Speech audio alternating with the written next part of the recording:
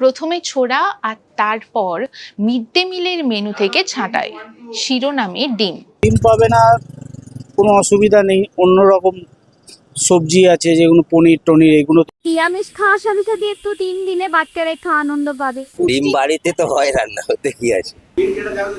ডিম একটা পুষ্টিকর খাদ্য, ঠিক আছে, কিন্তু ডিমের সঙ্গে সেই জায়গায় যদি ডাল, রাজমা বা আপনি বলছে পনির দেবে, এগুলো দিলে আমার তো কোনো অসুবিধা নেই। আমার মনে হয় ইসকনের খাবারের কোয়ালিটি অনেক ভালো হয়।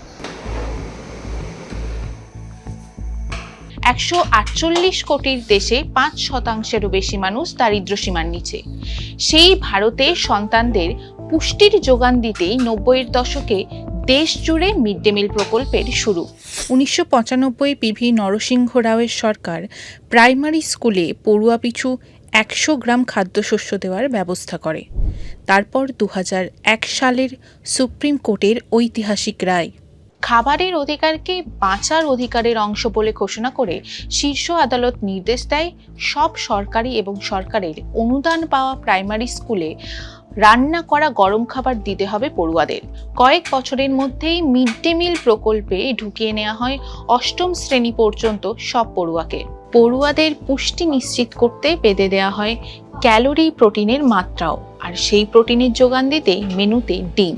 2023 সালের সরকারি তথ্য অনুযায়ী 14টি রাজ্য ও কেন্দ্রশাসিত অঞ্চলের মিড ডে মিলে জায়গা করে নিয়েছে ডিম। সেই তালিকায় অবশ্যই একটি নাম পশ্চিমবঙ্গ। সেই পশ্চিমবঙ্গের একটি শহর কলকাতার সরকারি স্কুলের মিড ডে মিল সরবরাহের বরাত পেয়েছে ইসকন। গৌড়ীয় বৈষ্ণব সংগঠনের খাদ্যাভ্যাস মেনে বাদ পড়েছে ডিম। প্রাণীজ প্রোটিনের বিকল্প প্রোটিনের নিরামিষ উৎস। আজকে অনেক বড় বড় স্পোর্ট পার্সন যারা রয়েছে, বিরাট কোহলি থেকে নিয়ে অনেকজন, ইভেন ফরেন কান্ট্রিতে অনেক যারা 100 মিটারে গোল্ড মেডেল পেয়েছেন অলিম্পিক্সে, ওরাও ভেজিটেরিয়ান ভিগান লাইফস্টাইল আপনাচ্ছে। তো এখন ইউরোপে একটা ট্রেন্ড রয়েছে কি যারা মাংস খেত ওরা হেলথের জন্যে ওরা ভেজিটেরিয়ান হয়ে যাচ্ছে। তো এটা অনেক বড় ট্রেন্ড, আপনারা রিসার্চ করতে পারেন। আর এটা দেখা গেছে কি যে নন ভেজে প্রোটিন আর ভিটামিন হচ্ছে, ওটা আপনি ভেজিটেরিয়ান অল্টারনেটিভস খুব সুন্দর আছে, যেখানে যেটা খেলে স্বাস্থ্যের জন্য তো ভালো থাকবেই, শরীরের জন্য ভালো থাকবে। অনেকবার লোক বলে কি বেঙ্গলি কালচার মানে মাছ ভাত, কিন্তু কি চেতন মহাপ্রভু বাঙালি নয়? বাংলার একটা আর চরিত্র আছে গৌড়ীয় বৈষ্ণবিজম, যেটা আজকে ওই চেতন মহাপ্রভুর বাণী ইসকন প্রতিষ্ঠা আচার্য, উনিও একজন বাঙালি, কলকাতা ওনার জন্ম। প্রভুপাদ হচ্ছেন ইসকনের ফাউন্ডার আচার্য, ওনার কলকাতায় জন্ম, উনি পুরো বিশ্বতে ছড়িয়েছেন।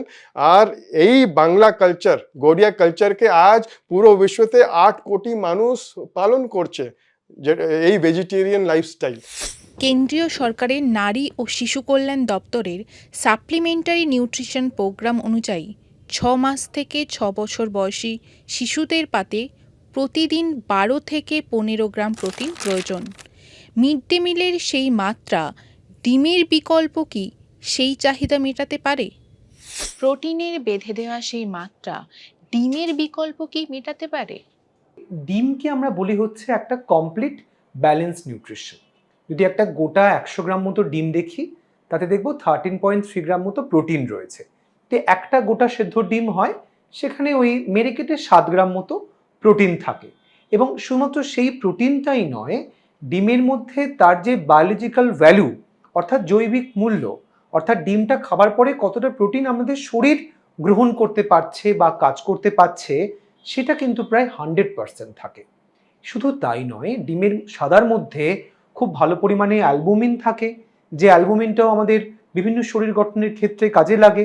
এবং তাছাড়াও সমস্ত বি ভিটামিনগুলো এবং তার সঙ্গে সঙ্গে ভাইটামিন B12 এটাও খুব ভালো পরিমাণে থাকে ডিমের মধ্যে। এবং শুধু তাই নয়, অপরিহার্য অ্যামাইনো অ্যাসিডে সমৃদ্ধ হচ্ছে একটা গোটা ডিম সেদ্ধ। ডিমের বদলে সয়াবিন দেব বা রাজমা দেব, বা আমি সেই জায়গাতে পনির দেব, বা আমি সয়াবিনের যে কোনো কিছু, টোফু হতে পারে বা টেম্পে হতে পারে, মিজো হতে পারে, সেগুলো দেব, অথবা ডাল বা ডাল জাতীয় সামগ্রী দেব, তাতে অসুবিধার কিছু নেই। অসুবিধা নেই এই কারণে যদি আমরা তুল্যমূল্য বিচার করি, দেখব ডিমে যেগুলো রয়েছে সেগুলো হয়তো উদ্ভিজ্জ যে প্রোটিনটা সেখানে হয়তো নেই। আবার উদ্ভিজ্জ যে প্রোটিনের সোর্স রয়েছে, যখন সয়াবিনের মধ্যে খুব ভালো ফাইটোইস্ট্রোজেন রয়েছে, ফাইটোইস্ট্রোজেন, আইসোফ্লেভন, জেনিস্টেন, এগুলো খুব ভালো পরিমাণে রয়েছে। ফাইটোকেমিক্যাল যেগুলো প্রাণী থেকে পাওয়া যায় না, সেটাও খুব জরুরি।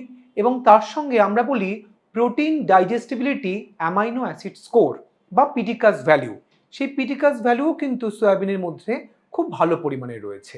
এবং যদি আমরা হোল সয়াবিনকে দেখি, তার যে বায়োলজিক্যাল ভ্যালু বা জৈবিক মূল্য সেটাও মোটামুটিভাবে 75 থেকে প্রায় 95 এবং 98, মানে হয়তো পুরোপুরি 100 যেতে পারছে না, তার মধ্যেই কিন্তু রয়েছে। সুতরাং সেটাও কোনো অংশে কম নয়। এবং তার সঙ্গে সঙ্গে যে ভাইটামিনসগুলো রয়েছে সেগুলোও কিন্তু সয়াবিনের মধ্যে রয়েছে। কিন্তু তফাৎটা কোথায়? না, তফাৎটা হলো এইখানেই কি সয়াবিন যেহেতু ভেজিটেবল সোর্স, তার মধ্যে বি ভিটামিন, উপকারী যে বি ভিটামিন যাকে আমরা সায়ানোকোবালামিন বলি, তার অ্যাবসেন্স রয়েছে। সুতরাং আমাদের যদি বি ভিটামিনের বা বিশেষ করে ভিটামিন B12 এর ঘাটতি পূরণ করতে হয়, তাহলে অবশ্যই এমন কোনো খাবার দিতে হবে যার মধ্যে অ্যানিমাল সোর্স থাকবে। অ্যানিমাল যে উৎসগুলো হয় সেগুলোর মধ্যে হচ্ছে হিম আয়রন। আয়রন তো খুব গুরুত্বপূর্ণ আমাদের মানে নিউট্রিয়েন্ট, যাকে আমরা বলি হচ্ছে যে খনিজ পদার্থ।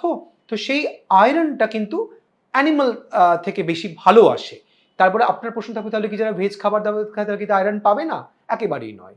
যারা ভেজিটেবল খাবার দাবার খাচ্ছেন তার মধ্যে ছোলা হতে পারে, রাজমা হতে পারে, সয়াবিন হতে পারে, চানা ডাল হতে পারে, বা আমাদের বিভিন্ন রকমের কাবলি ছোলা, ঘুগনি মটর, এগুলো হতে পারে। কিন্তু এগুলো সবটাই কিন্তু পাবে হচ্ছে নন হিম আয়রন।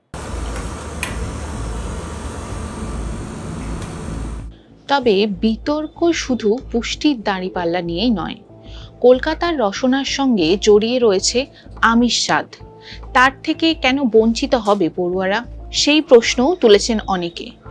যে পড়ুয়াদের বাড়িতে ডিম এখনো মহার্ঘ, তাদের কথা ভাববে না সরকার?